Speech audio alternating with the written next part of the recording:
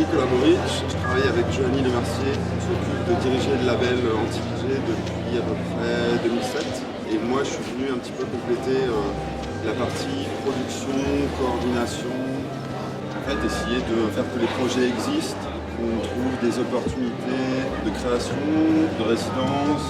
Puis à côté de ça, toujours beaucoup de travail de recherche et développement pour justement expérimenter, essayer d'incorporer des nouvelles techniques, des nouveaux outils, de pousser la partie de chaque artiste pour essayer d'amener des nouvelles choses et de faire avancer le label là-dessus.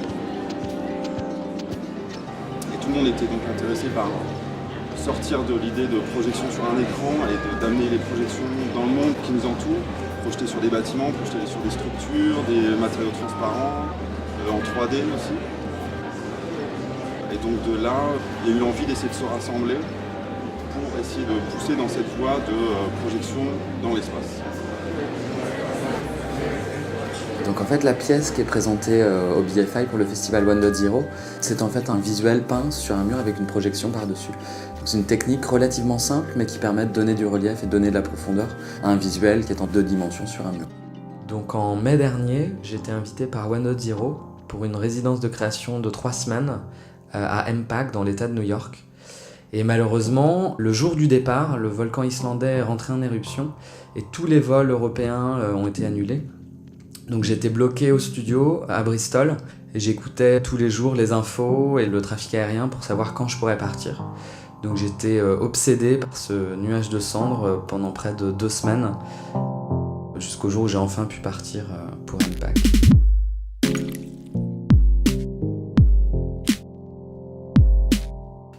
Et donc au final c'est le volcan qui s'est retrouvé vraiment au centre de la pièce, qui s'est retrouvé en fait l'inspiration principale pour l'installation.